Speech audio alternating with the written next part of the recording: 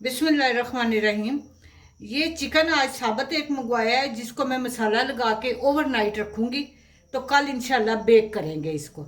ये मैंने फोक के साथ सारे इसमें ये अच्छी तरह ये इस तरह कर ले।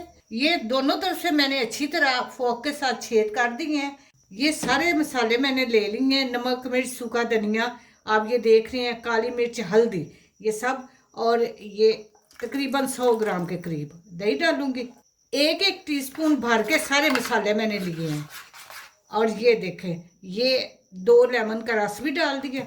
इसको अच्छी तरह मिक्स कर लेते हैं। ये छेद सारे कर लिए हैं। अब ये सारे को मैं मसाला अंदर बाहर से अच्छी तरह लगा दूंगी। मसाला सारा मैंने लगा दिया है। अब मैं फ्रिज में सारी रात के लिए रख दूंगी, इंशाल्लाह कल फिर आपको दिखाएंगे। नहीं जी, सारी रात मैंने मसाला लगाए रखा है। अब इसके ऊपर ये ऑयल ब्रश के साथ लगा देती हूँ अच्छी तरह दोनों साइड से।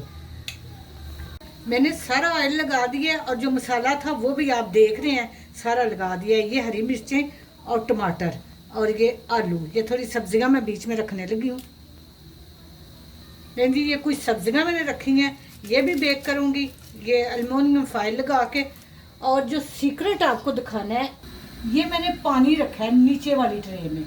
ये बॉयल होगा, उसकी स्टीम के साथ ये होगा। इससे ये होगा सख्त नहीं होता, वरना कई दफ़ा बेक करें बगैर ढांपे या किसी तो वो सख्त हो जाता है। लें जी, बिस्मिल्लाह करके ये बीच में रखने लगी। अब थोड़ी थोड़ी देर बाद इसको, अभी तो 15-20 मिनट इसी तरह पकेगा, फिर थोड़ी थोड़ी देर बाद इसको चेक करते रहना। तकरीबन 1.5 घंटा लगा इसको बेक होने में। बहुत अच्छा बेक हो गया, खुशबू बहुत अच्छी आ रही थी। आप भी ज़रूर बनाएं। मेरे चैनल पकवान को सब्सक्राइब करें, लाइक और शेयर करें। अल्लाह पाक आपको अपने नेक इरादों में कामयाब करें।